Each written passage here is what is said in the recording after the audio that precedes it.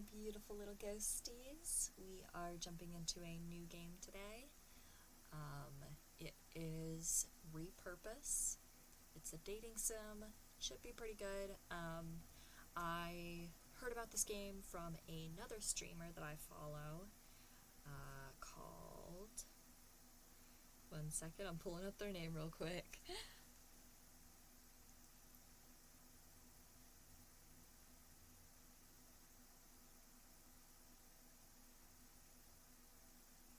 My internet is being so slow. The King of Starfish played this game on Valentine's Day, and I thought that it was really awesome, so I decided to go ahead and play it on my stream and just start playing it. So yeah. Also, I wanted to say a thank you for the follow, Rhino Bremer. You followed a little bit after stream, so I didn't quite see you on stream, but I just wanted to say thank you for the follow. And without further ado, I think we're just going to get straight into the game. There is a little bit of a trigger warning, and I'll read that out real quick, and then we'll get straight into it. The following game contains strong language, sexual themes, reference to death, mentions of police violence, mild to moderate violence, discussions of gender and sexual identity, spooky imagery, some might find shocking, and is intended for mature audiences only. Player discretion is advised, and viewers' discretion is advised if you are deciding to continue watching.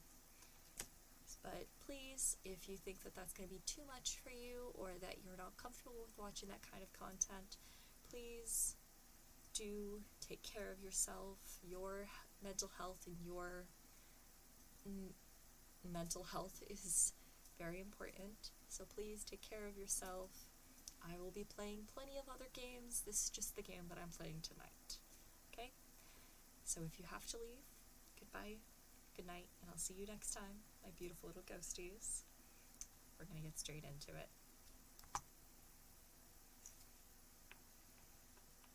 Okay. Space, advance through the game, enter, advance through game.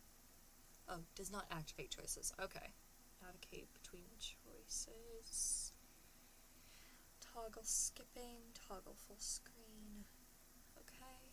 Left click, advance through game, activate choices.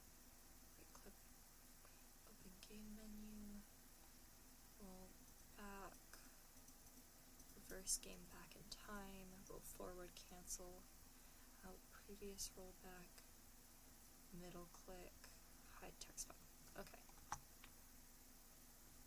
Interesting controls. Okay.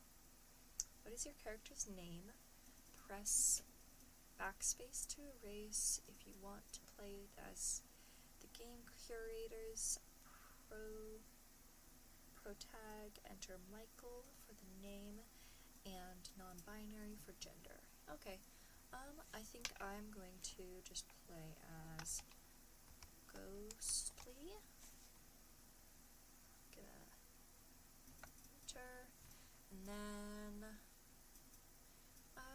what do you identify as? I'm just gonna do neither. Now, where do they fall on this beautiful spectrum?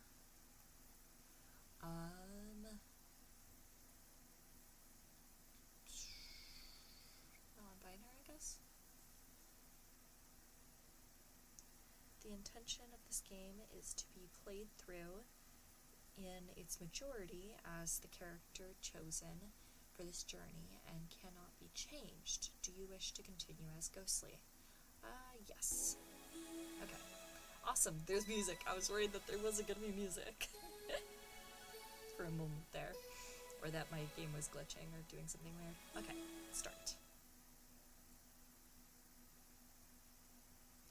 There was nothing but darkness in that moment.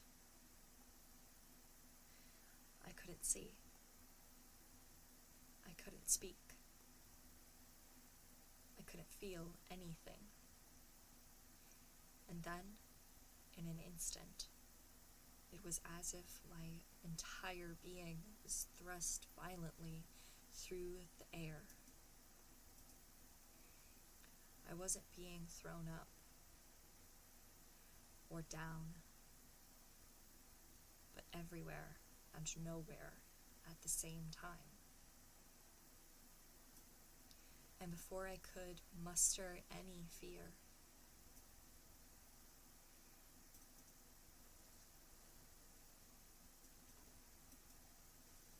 I saw the light.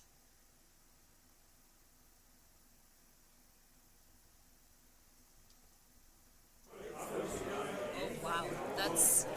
I'm gonna turn down my sound just a little bit. That was very loud, very suddenly. I'm just gonna real quick make sure that my audio levels are correct. Actually,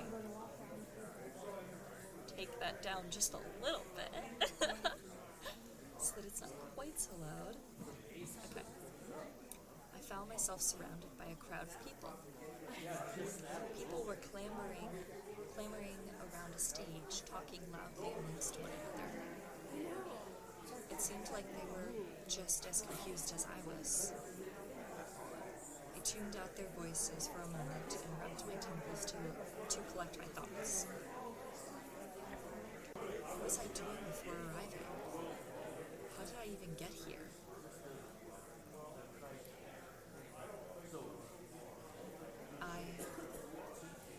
I can't recall at all. Any memory I could have had as to when and how I got here are non-existent. What? What the hell? Why can't I remember anything? But before I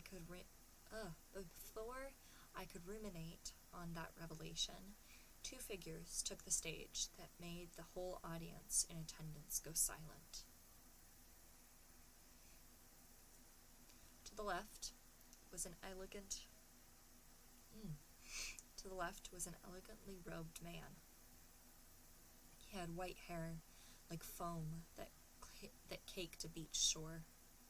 An odd, dark, discolored pattern surrounded his left eye.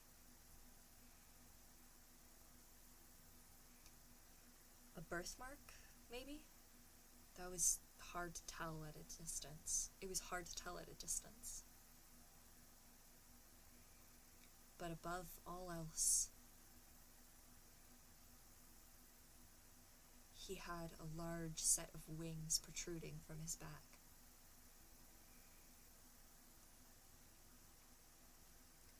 His smile was humble, warm, and noticeably nervous as he took to the podium. He scanned over the crowd as he waved shyly to us. And to the right,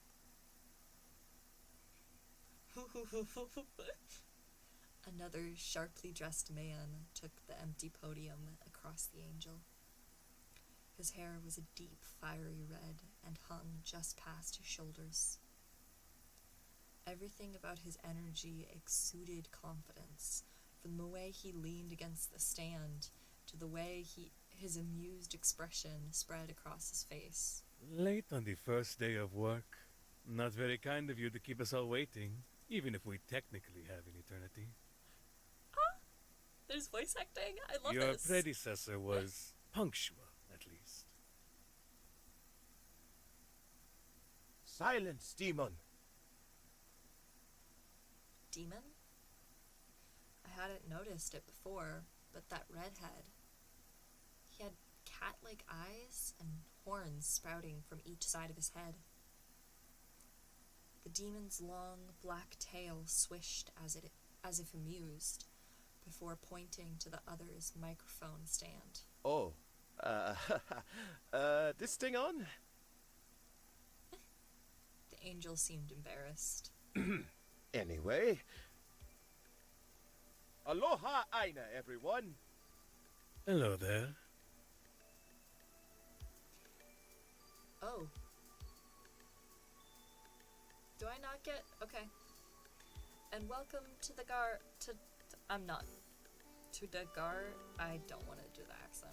To the garden. I know you all must be confused to why you are here, but let me explain where you all are at, yeah?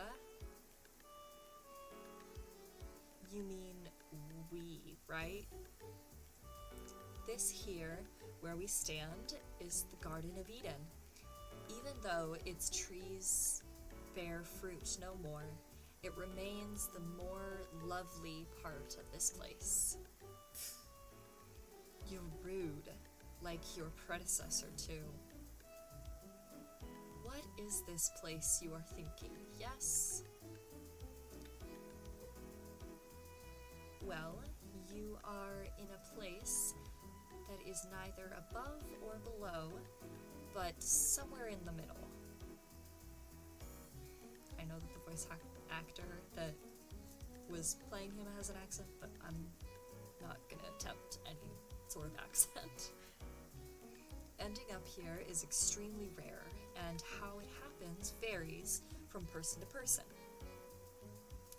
Living a listless life, overindulgence, or if your time was cut short, the list goes on. In a way, it's like your path has been erased, yeah? So, basically, you're all in limbo. Granted, it has many other names. Limbo, Purgatory, the DMV, just to name a few you've come up with. I'm particularly fond of Limbo. It makes me think of taking a cruise across the endless ocean back home. I could take some of you aboard with me if you'd like. And that brings me to my next point. I am the Archangel Calais, and I have been assigned to this realm to offer help in crossing over to heaven, or as we like to call it up there, Utopia. To get to this promised land, your resolve must be tested in one of the towns. I cannot read tonight. Must be tested in one of the towns circling Utopia's gates, called Haven Homes. Okay. It is there that mortals must perform genuine acts of virtue to prove they have earned entry to Utopia. You'll be staying in Haven Home, outside the realm of Utopia, if and when you are ready to ascend. Please be aware that while patience is a virtue, there is a time limit of 1 Earth year to prove yourself worthy of citizenship within Utopia's walls. Similar circumstances follow if you want to get into hell. Though we aren't as elitist as Utopia, who require you to take an arbitrary morality test. It's nothing much, just denounce Utopia and pledge your unwavering loyalty to hell. We'll even overlook your first 3 misdemeanors to sweeten the deal. But any sins after that, and you'll have to undergo some torture to atone. If you get caught, that is, which given our enforcers, you most likely will. However, if you're not stupid about it, we might just give you a promotion. Oh, don't look scared. It's not any different than what you've turned the Earth into. The main difference is that in hell, we actually punish vile and disgusting sex predators. Yes, good. Lucifer hates them the most, so as punishment, we get some nice hot searing blades and take it to their genitals and... Like a choir, have mercy! Whoa, okay. We don't need to hear the graphic details, demon. Even if they deserve it. Fine, fine. But in my opinion, that alone will still makes hell better than Earth. Though I suppose I can talk about some of the other luxuries we have. Like, did I mention we've got a 4D theater, a vast shopping center, and a Starfuxes at every corner to help you get through the literal endless nights? Oh, and the name's Ramon, by the way. The pleasure is all mine should you want me to drag you to hell. Wait, since when did hell have a 4D theater? And just what even is 4D? There's a third dimension that can be projected by human means at that?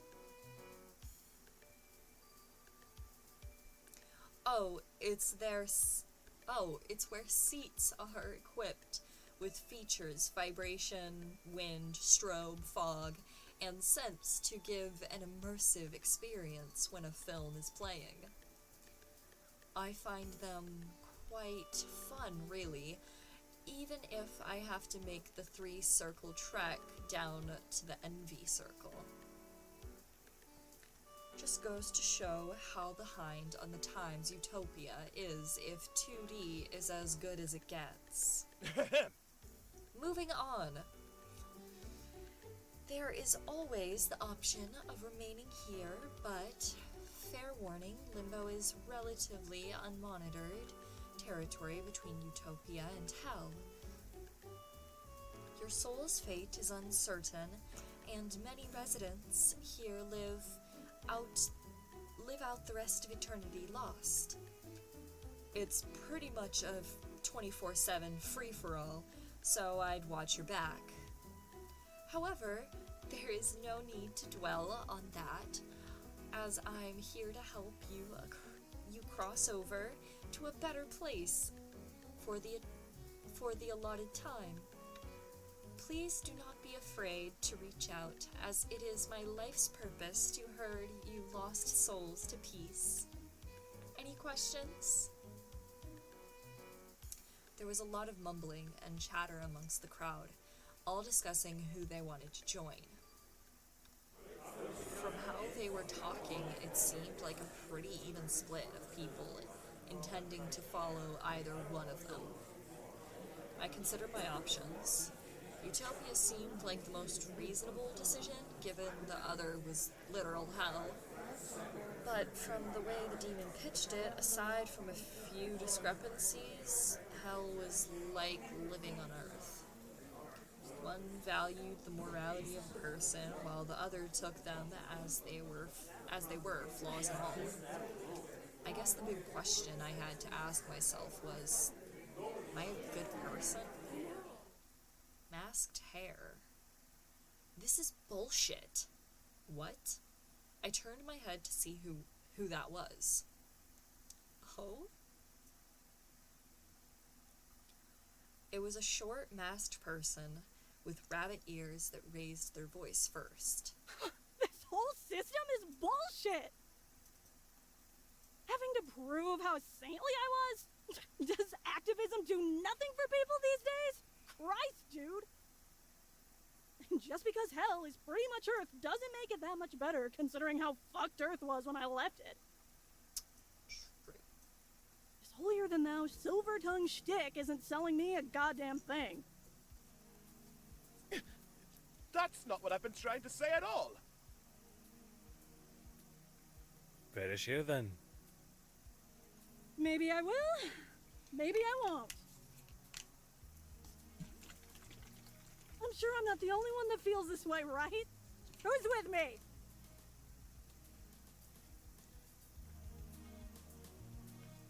The crowd went silent, with a few awkward coughs here and there. Even though they had a mask, people avoided eye contact with the haired fellow. A right woman? Okay. ripped woman in... A ripped woman? Is it a ripped woman? It's probably a ripped woman.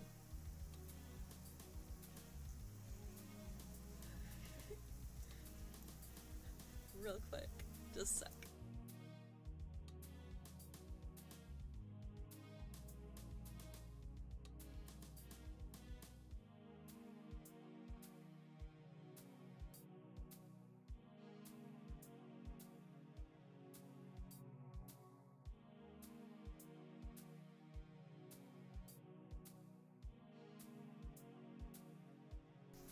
Okay. So it is ripped. I don't know how to spell. It's fine. Alright. So it's ripped. Okay, cool. A ripped woman in a cropped varsity jacket and goggles spoke up. Just how technologically advanced is heaven? True. Doesn't even have 4D.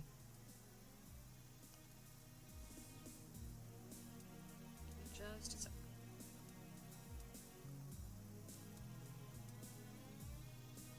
Oh, hello. Hello, mystical ninja. The camera is blocking. Oh yeah, it is kind of blocking it. Let me see if I can fix that super quick, because I have it set for like BG 3. That might block a face or two. Just gonna do that. There we go.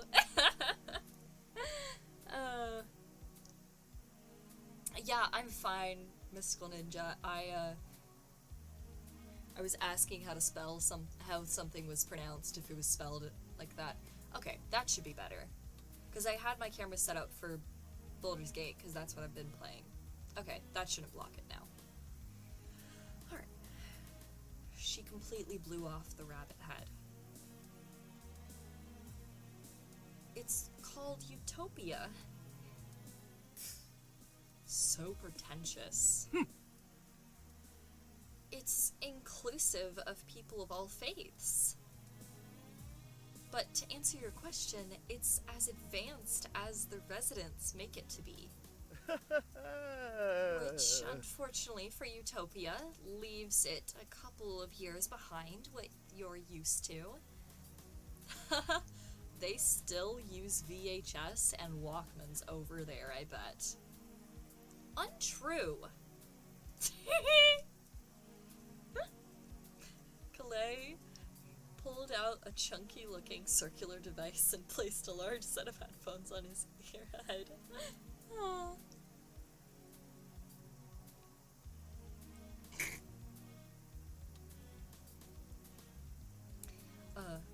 We got these portable devices called CD players just last month.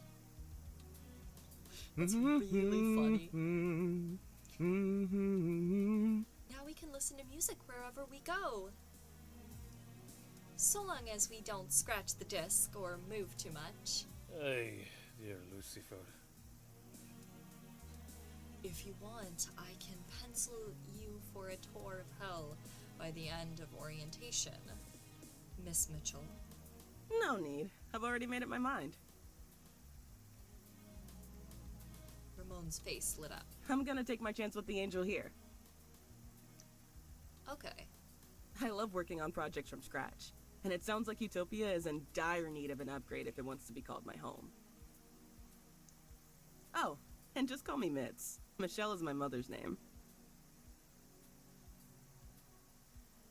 It is what it is. Suit yourself. I hate to see such brains go to waste, though. But of course. Nice, 'cause you don't know how happy it makes me to have someone as brilliant as you join us. That is not to say we're not looking forward to the rest of you willing to come as well. Hang on a second. I'm dead! Oh, yeah.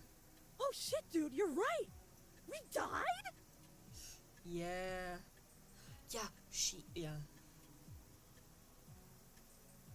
My apologies. I can't be dead! I have a midterm! Uh-oh. I studied really hard for tomorrow. Oh. Kinda not the worst thing to be worrying about, but man, this sucks. Suddenly, the realization had dawned on all of us. We were all dead, trapped here in this limbo, never to see the surface again. Never to see our friends and families. All of our lives had come to an end, whether we saw it coming or not. Noticing the rise in teary eyes and melancholy, Calais and Ramon tried to calm the crowd down before it went into a full panic. Mitt spoke up once more, breaking the tension. How did I die, if I may ask?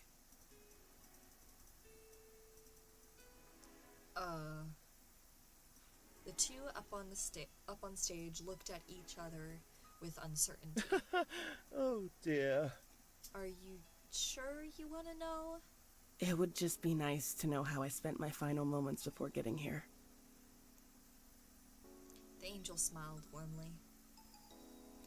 I understand. It would bring you some solace and closure, yeah? Yeah. I want to know too. I hardly remember a thing. My memories are all fuzzy-wuzzy. Same here, yo. Alright then. He motioned over to the jacked woman. Michelle Moore, your time of death was October 25th, 2018, at 8:07 p.m. from blood loss. You were dismantling a robot gifted to you by an associate for its AI system for a personal project when suddenly the machine suddenly powered on and chewed your whole hand off. Since you lived alone at the time and had your garage soundproofed at the request of your neighbors, no one heard your screams of agony when it happened. Yeesh! Wow! Dude, that's a lot. Well, at least I went out the way I lived. Fisting machinery.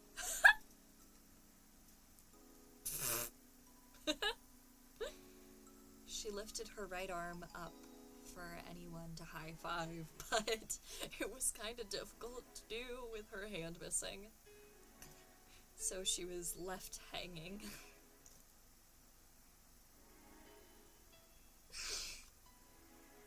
Oh, I love puns. Our sassy little rabbit friend, DJ Roadkill, as most people called them, died in the most ironic and hilarious of ways. July 4th, 2019, perished when a peaceful protest boycotting the police for racially inspired police brutality turned into a full-blown riot. It's unknown who threw the first stone. Just kidding. Of course, it was the police. Yeah.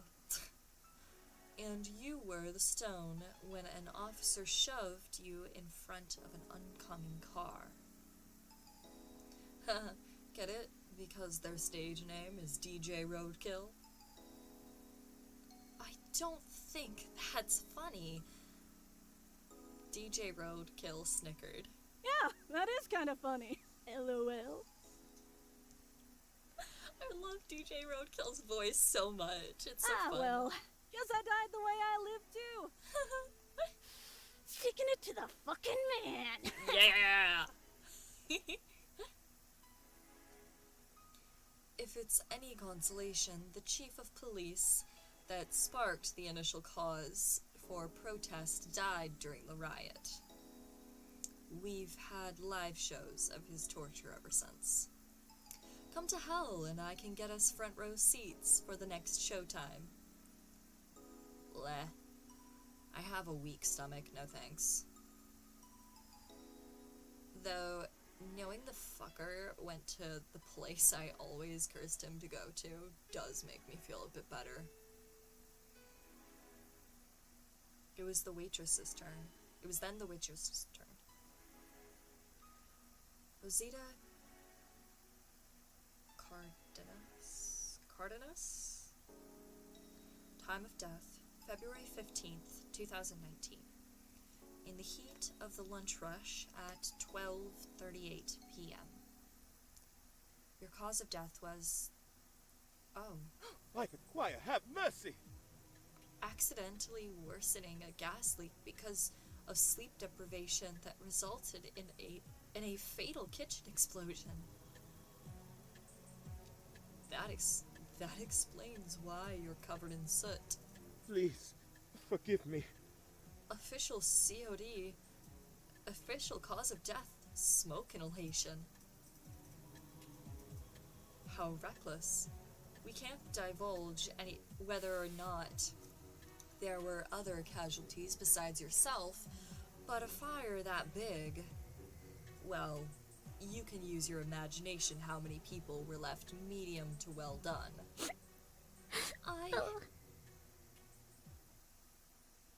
Calais gave Ramon a stern look, seeing as the demon's morbid humor wasn't welcome with Rosita? I don't know.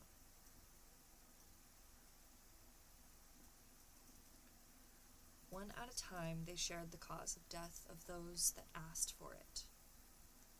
From freak accidents to diseases or to murder. One of the main consistent themes was many of us were young adults. What about me? I finally managed to get a word in near the end. Oh, you? Let's see here.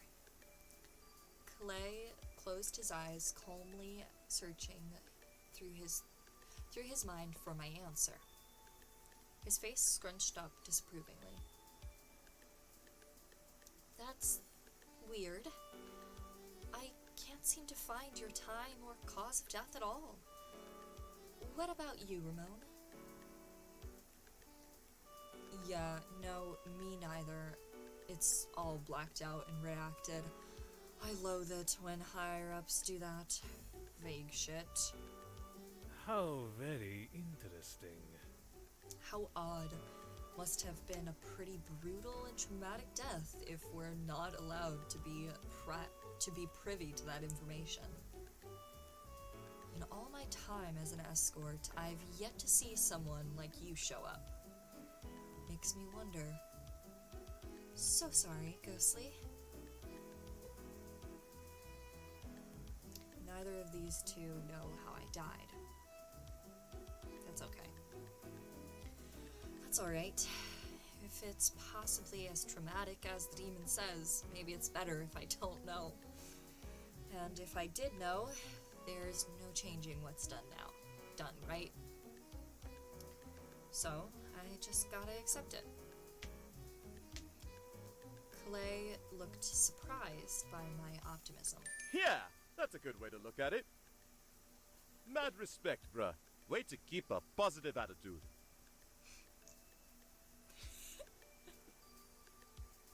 I don't know. This is a lot to take in all at once. I just died after all, and now I'm in Eden within some place called Limbo. I should take it slow and weigh my options before settling on anything. Well, if there aren't any more questions, suddenly a horde of people began to close tighter around the stage, people's concerns rising above one another as they tried to get the speaker's attention. Oh dear. One at a time, please. Ramon, could you... Just as Calais was going to finish his sentence, a muffled song started to chime from Ramon's pocket, and he pulled out his phone. His eyes went wide and he began to walk off stage. Hasta luego. Cover for me, would ya? Lay, I gotta take this phone call real quick. Okay, thanks, bye. Without so much as letting Calais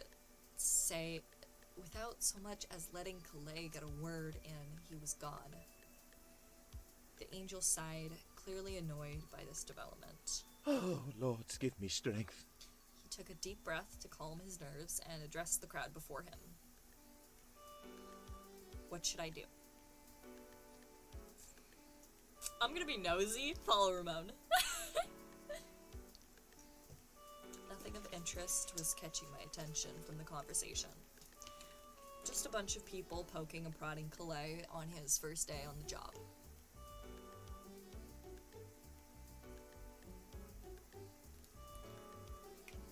I had a few more questions to ask Ramon anyway. And low-key, I was a little curious as to why he so suddenly excused himself. Themself? I didn't read that very well. I managed to slip away unnoticed while the other humans kept Calais' attention occupied.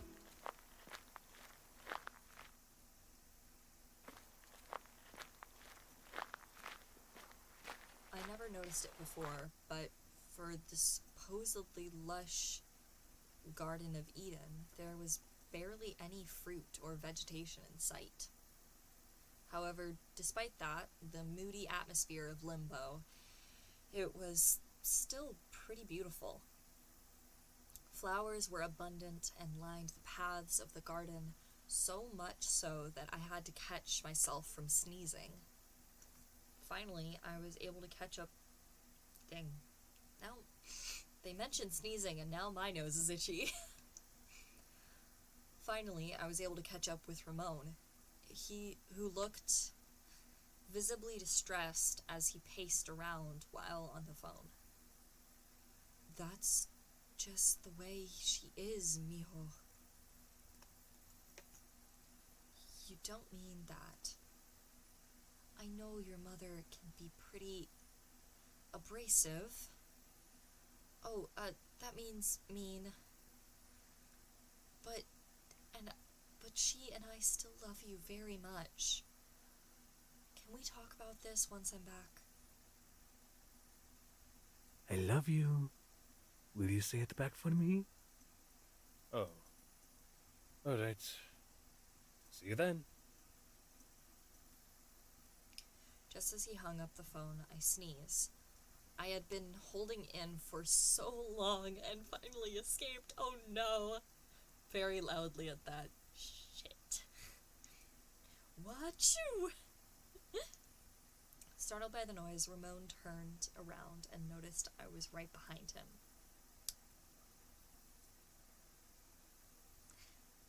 What? Expecting me to say bless you? More importantly, how long were you eavesdropping?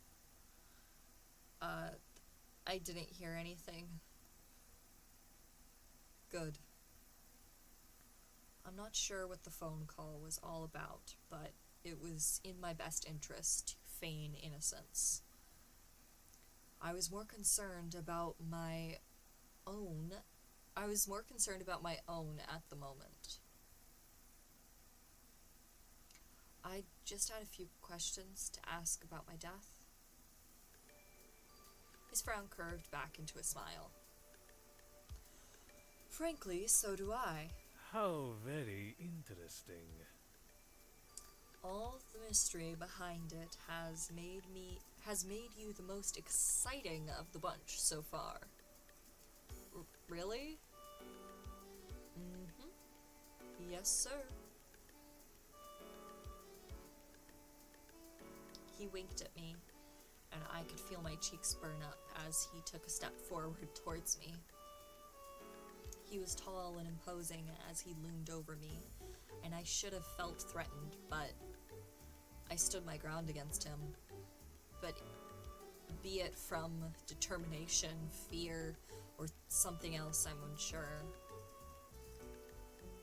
Well, I faked a cough into my fist to break this weird tension. Ramon loosened up, probably taking the hint. Is it true I can find out the way I died in hell? That's right. Heaven, or Utopia, as the angels call it, plays the role of an overprotective father and would keep that information from you. Not in hell. Information and knowledge are at the fingertips of people like you who wish to seek it out for the right price. That being, like I said before, all you need to get what you want. Like I said before, all you need to get what you want is to hand yourself over to me.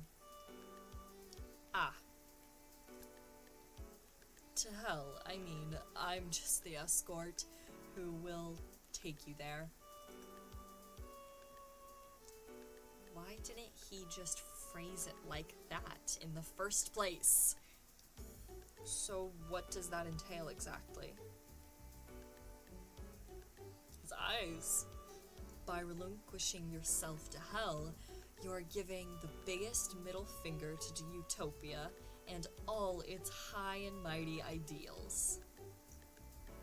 Under Lucifer's creed, except we are all flawed, narcissistic creatures that desire to be bad in all the right ways to make their god angry.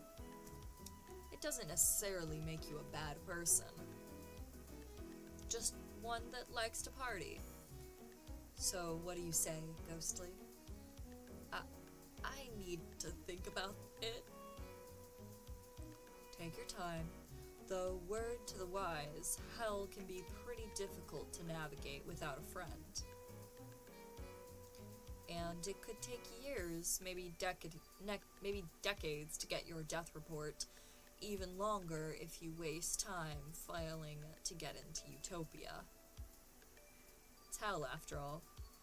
It'd be a disservice if we didn't make you suffer just a little bit.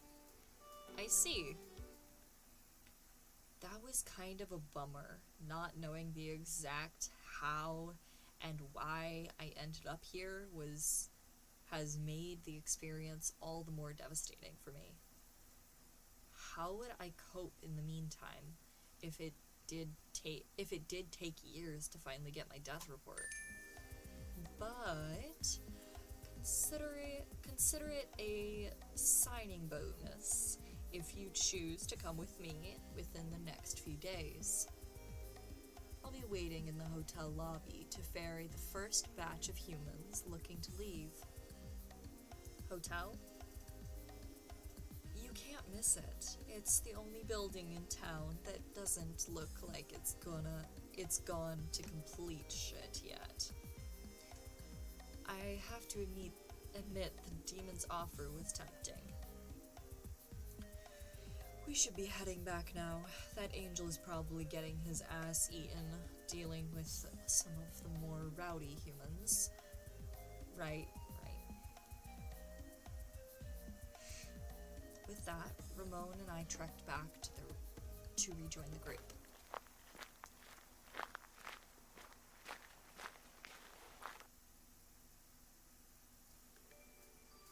Seems like things had died down by the time we got back. Calais looked almost happy to see Ramon return, but soon his gaze panned over to me. Is that why you left? What a snake you are. And in this very garden, no less. History likes to repeat itself, but I jest. I found them here after I finished my phone call, wandering around aimlessly. Not much of a guardian angel now, are you? That's a completely different job from Shepherd.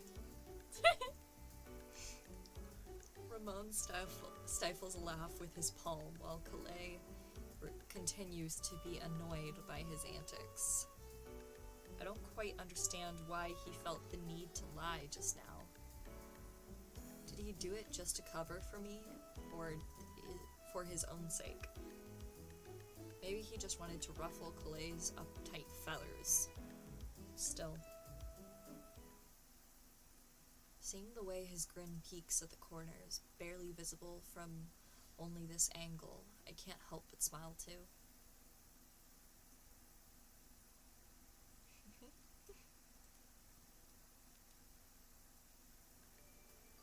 After a few more questions from the crowd and teasing from Ramon, Calais started to wrap up things. Well, no thanks to you, I was able to finish up orientation for the day. Any humans that are interested in Utopia can make a line starting here so I can register you. A swarm of people crowded around Calais, practically drowning him. Like a choir, have mercy! Whoa! A single file line, if you can, please. Also, if I don't get to you today, I am returning tomorrow. And all the people that want to party in hell, just head towards the one non-shitty looking hotel building in the city and ride the elevator down. Just like that, Featherbrain, I'll be around tomorrow for those last-minute stragglers as well. See you soon! Surprisingly, there were some people who walked out of the garden along with Ramon. There were also a few uncertain folks lingering where they stood as well. Namely,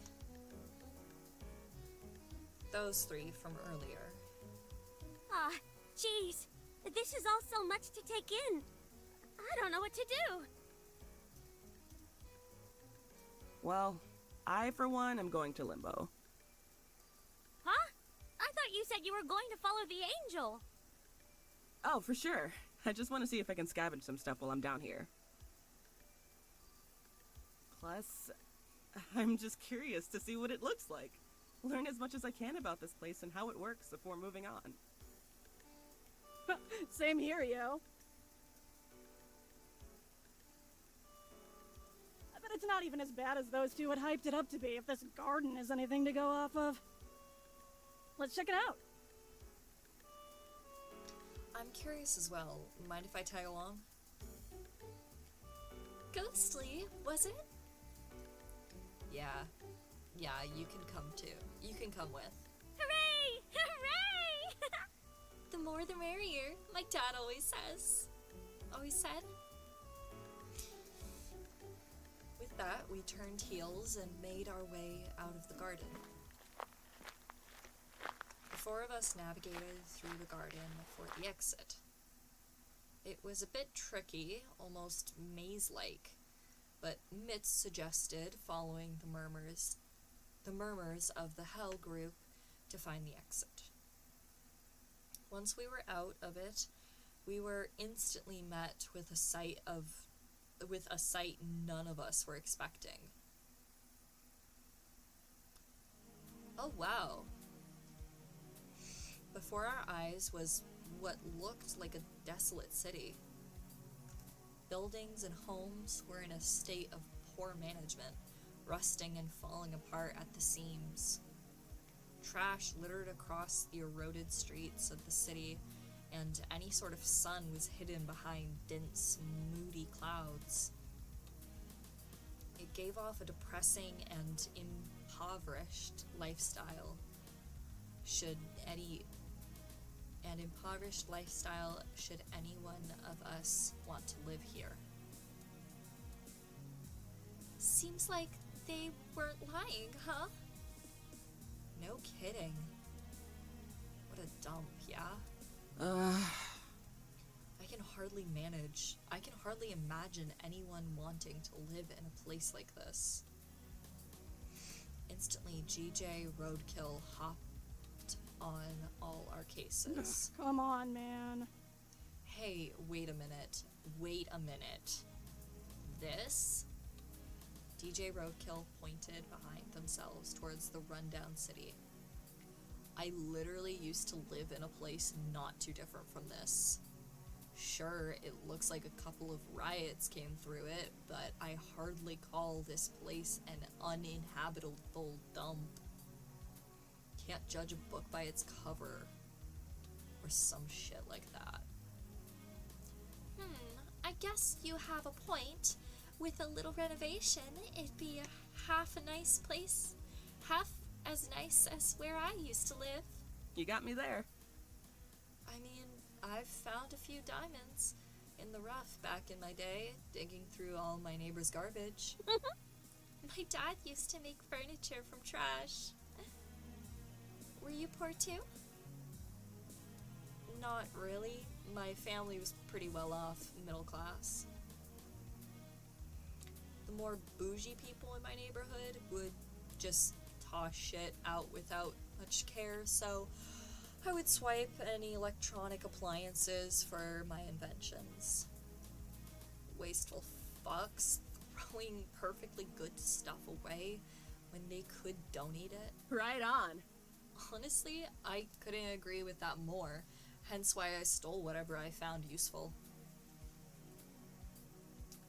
Well, can you really call it stealing if they don't want it anymore? I don't think so, but my dad almost got arrested for taking a table our neighbors were tossing away. That's dumb. It was pretty dark that night, and the table was really heavy that my dad knocked over all the trash bins. He tried to apologize by going to the backyard to wake them up through the bedroom window, but they didn't seem to appreciate it. I don't think anyone would, honestly. That fascinating tale of accidental trespassing aside, I noticed something. Hey, where'd Mitz go? Rosita, DJ Roadkill, and I looked around and saw what Mitz had walked off into the city, waving a backhanded goodbye with her good hand. Aw, here I thought we'd be sticking together. I guess it's just us three. Rosita turned her head, and DJ Roadkill had disappeared now too. They had scampered off to follow Mitz. They hollered at us. Let's split up and regroup later. Cover more ground and whatever. Without giving either of us a word in, Mitz and DJ Roadkill's figures vanished into the streets. Rude. Aww. It's just you and me then, Ghostly. Promise you won't leave me either. I have a much better chance of survival tagging along with someone. We're in a completely unfamiliar and different realm of existence after all. A partner at my side didn't sound so bad. Yeah, sure, why not? We can stick together for a while. Yay! Yay! Let's go then. Rosita and I made our way through the city.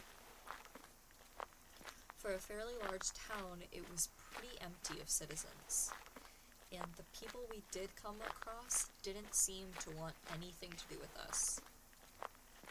Occasionally we saw some things lurking around corners and inside buildings, but we kept our distance and went unnoticed.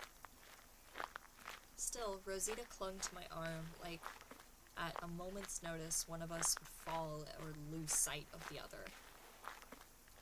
Not to mention, she would practically lift me up when we ran from even the mildest of noises. Despite her demeanor, Rosita was pretty fit from the way she hauled me around the distances. I asked her to pull over for a moment so we could take a breather. I was exhausted from all the exploring, so we looked to take shelter inside one of the abandoned stores. She took an overview of our surroundings, and then audibly gasped, gripping my wrist once more as she led me into a small building.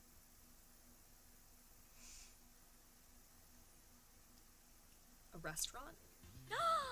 OMG! This place! It's an authentic 1920s Sweetie Shakes Diner trademark establishment! How can you tell? I worked at one of the recreations of these restaurants. The recreations play up the retro vibe to 100 with checkers, neon, and metal. But the first few diners were just simple, small, family-run eateries in Northern California. Then in the 1970s, Henry Sweets sold the brand, and by the end of the 90s, there were Sweetie Shakes. Shakes?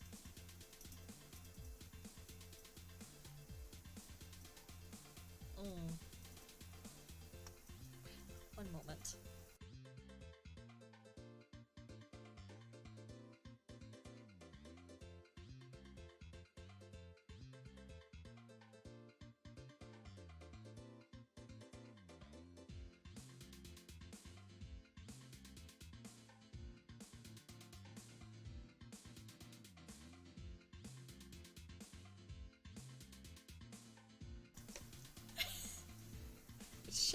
Shakes. I got corrected. I asked and I got told by the person that does know how to spell that it's shakes. Sweetie Shakes on half the street corners in the US and parts of Canada. It was all in the instructional 2-hour-long documentary feature employees were required to take a test on for the job. Ugh. My voice, jeez. I know some jobs have weird requirements to meet before applying, but that's just ridiculous. Beats needing past experience for any for an entry-level job at other places. True. And they gave me free popcorn to munch on during the movie. It was a little stale, though. But I'm not going to say no to free food. Fair enough, I guess. I took a seat at one of the booths. It wasn't particularly comfortable, and something was preventing me from resting my back against the cushions. Digging around the ripped open leather, I found a set of keys hidden within it. These must be keys to the diner or something? Little good it would do now, since after already looking around, doors were either missing or withered enough that a good shove could bypass any lock. Still, I decided to just pocket the keys for now. Maybe I can find some other use for them later. Rosita skipped through the employees-only kitchen door, and I could hear the rustle of metal and boxes being moved from here. Cannot read. I decided to rest my eyes for a bit, dreariness starting to take over as my palms cradled my head over the table. What time was it even? Is time even relevant in Limbo? I doubted it. There wasn't anything resembling a sun in the sky despite there being light. Just clouds for miles on end. Limbo was meant to be a temporary holding place for humans like Rosita and I, ascended or descended with one of the immortals. As rare as it was for someone like me or Rosita to end up here, it'd have to be modestly big to even hold .0000 1% of the deaths that happen a year. Before I could further bore myself with the math, Rosita had come back, a tray in hand and a big cheery smile. Aww. Ding ding ding! She's so cute! Order up! One late night crunch special! Aww. She set the plate in front of me and slid in the seat across from me with an empty glass and straw. I looked down at my food and, Rosita? Yeah? What is this? It's a sausage and hash brown skillet, silly. It got the nickname Late Night Crunch because it's super popular with the college students. Legend on my campus has it that a student ate this every day before their exams, and they would get flawless marks. It's like a good luck ritual. Oh, I think my manager just made that up to get more customers from my college. Probably. Doesn't mean it wasn't delicious. Dig in. Rosita then began to sip from her clearly empty glass and hummed whimsically. Oof. Affects character affection. What should I do with this meal? I'm just gonna eat it. We're already dead. Nothing worse can happen.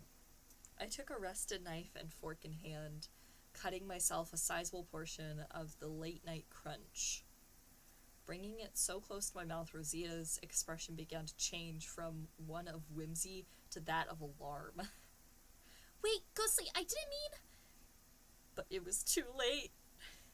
I had stuck the food in my mouth, and in an instant, the inevitable happened.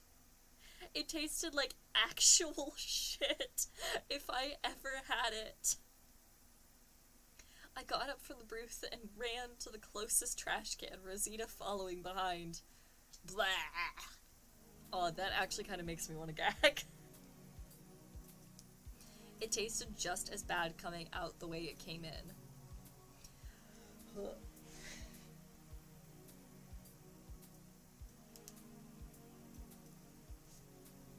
I'm gonna take a drink of water and not think about it.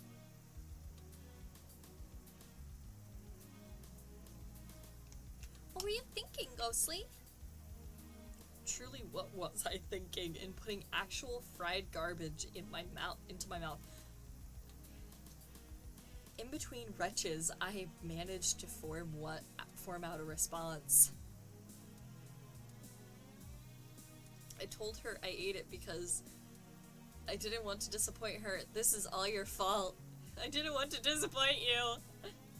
I didn't want to disappoint you. I heard her sigh and crouched down next to me. Aww. She rubbed my back soothingly to comfort me as I finished up chucking whatever I had left in my stomach. Still, you shouldn't have eaten that. That plate was clearly bad. My voice. Jeez. I may have been a better waitress in life than a cook, but I like to think I can manage to make something edible from time to time.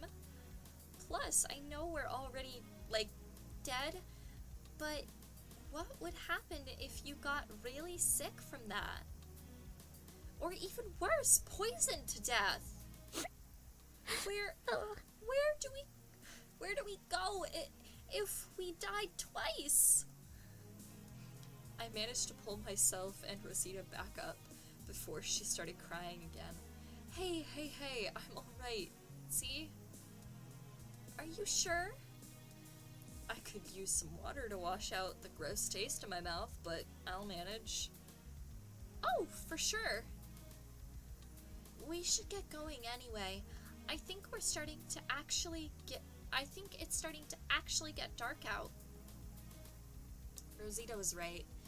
It did look a little dimmer outside, so it was best to skedaddle and try to find the others. She flipped the restaurant's sign to close on the way out. Oh, that's so cute. Rosita is so cute.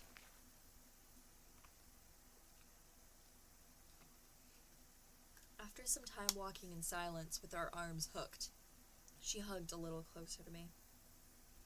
I turned my head to see if she was okay or needed a break. Hey. Was she blushing? Aww. Thanks for going along with me earlier. I never would have thought someone would go so far as to eat garbage You're for really me. sweet. And I really needed a friend right now. Friends? We may have just met, but that didn't sound too bad, to be honest. A friend like Rosita in this kind of world, heck, even on Earth sounds fine to me.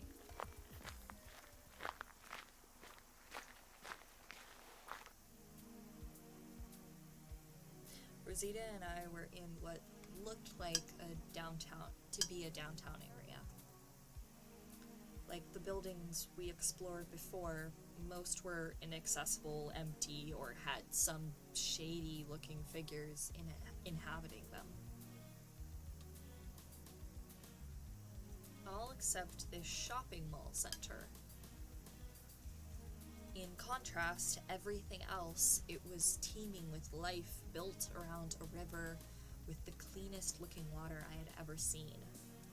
I knelt down and scooped some water into my hands and took a sip, thirsty from all the wandering. It actually tasted pretty clean. It was cool and refreshing on my tongue, like I had taken a swig from a chill bottle of water. As tempting as it was to drink some more, I saw some residents taking a bath in the river a distance from us. So the invasive thought of people using the mall river with the same amount of respect as a community pool turned me off for now. Because, you know, people piss in those. While I was busy thinking about that, I ended up losing Rosita, who had wandered off on her own. I doubted she would leave the area entirely, and with the amount of pink she was hard to miss either. Most of the stores within the mall operated by trade instead of some form of currency. Being relatively new here, I didn't have much on me except for some keys I found back at Sweetie Shack. At Sweetie Shakes.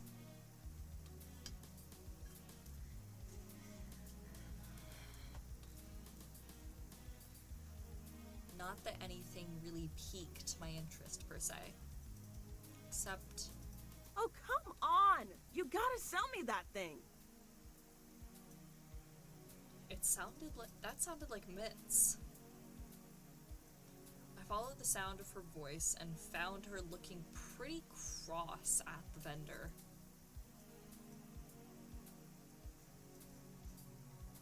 From the looks of it, she was trying to buy something off the vendor and looking pretty desperate to convince him. Tut, lady. This sweet robot toy we got goes for at least 3 juice boxes. Your Earth money is no good here, even if it's a crisp hundo. Paper money is as good as toilet paper in my domain. How about you just take the whole wallet? Is that enough? Hell am we supposed to do with a dinky wallet like that? Can't carry anything in it. But that's a lot of fancy toys you have strapped to your belt there. Much fancier than this one we traded for. He nodded to her tool belt and reached to touch a hammer. Mitz took a step back. Back off, dude. You can't have any of my tools. If I gave you any of them, it would render the whole reason I wanted the toy pointless. Then we're done here. Scrap! Mitz Mitz did not look happy at all by this. All this for a silly kid's plaything? Hey, Mitz. What's up? Ghostly, great timing. You got anything I can trade this bozo for his robot toy? Why? I need it so I can take it apart and use the scrap to build myself a new hand. I'm right-handed, and this incredible brain is useless without two functioning hands to tinker. Well, I got an idea or two on how you can put that pretty little head of yours to good work. Beg pardon? Yeah. The fuck, dude? Uh-oh. Looks like Mitz was about to throw down with the vendor. He didn't seem too tough, pretty scrawny at that. Suddenly something grabbed me and Mitz by the back collar and lifted us inches off the ground.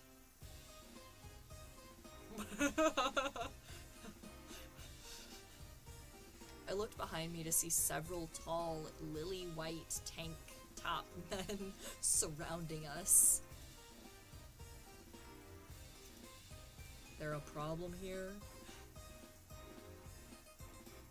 Want us to show him out, Mr. Hordes? Yes, fellas, if you would be so kind.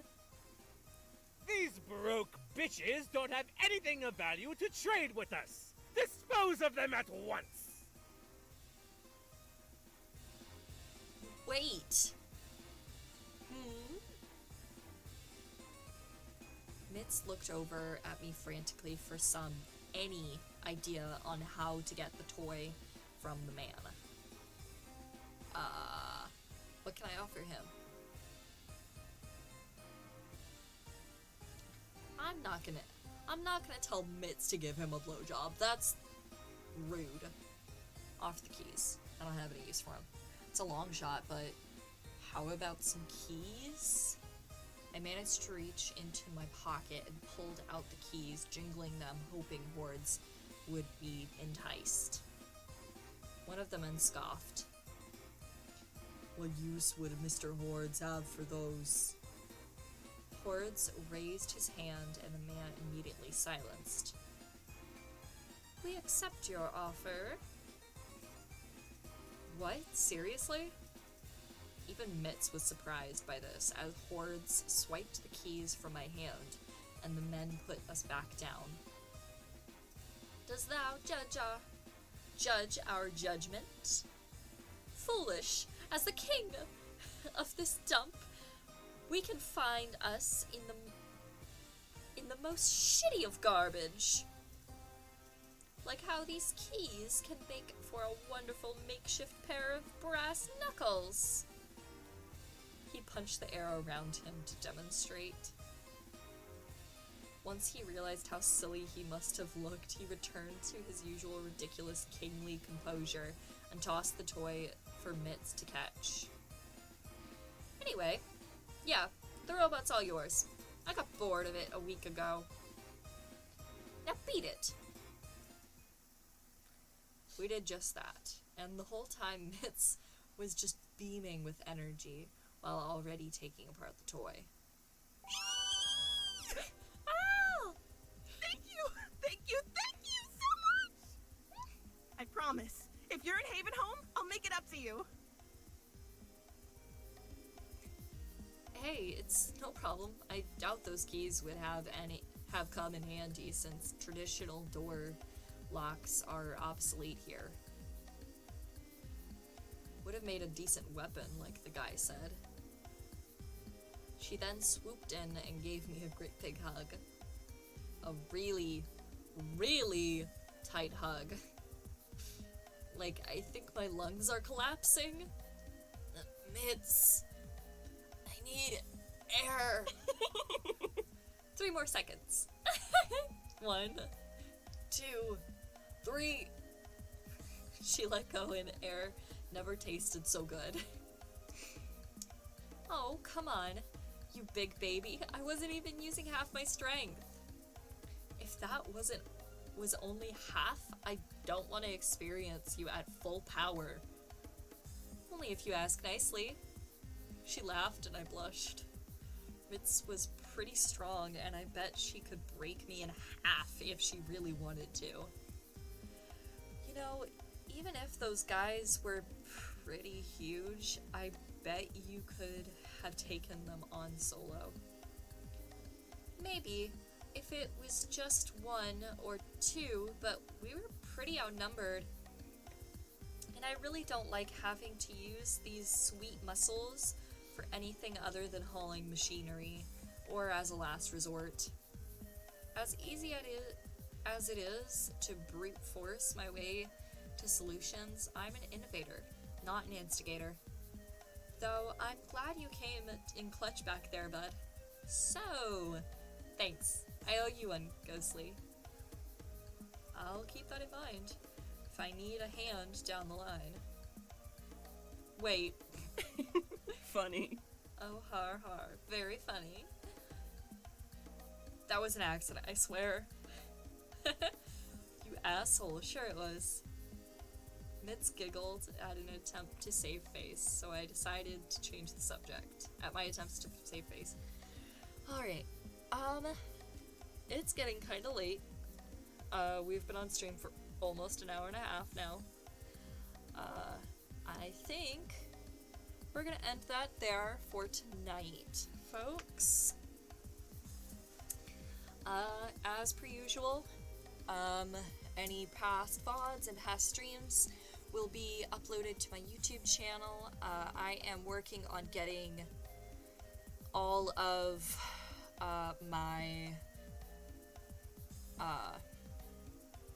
past Baldur's Gate streams uploaded. I'm working on that. It might take a minute. It took a minute on the last one because I was editing it. But beyond that, I don't think... Yeah, I think that we don't have any more that really need to be edited or anything like that, so it should be faster now, getting those caught up. But yeah, so if you want to go watch past VODs, watch through Baldur's Gate, if you're new here, just go to my YouTube channel. It's linked to my Twitch. It's linked to my Twitch account. It is Ghostly Demigod, same name as on my Twitch. And I think that is gonna be all for tonight. So, good night, goodbye, and I'll see you next time, my beautiful little ghosties.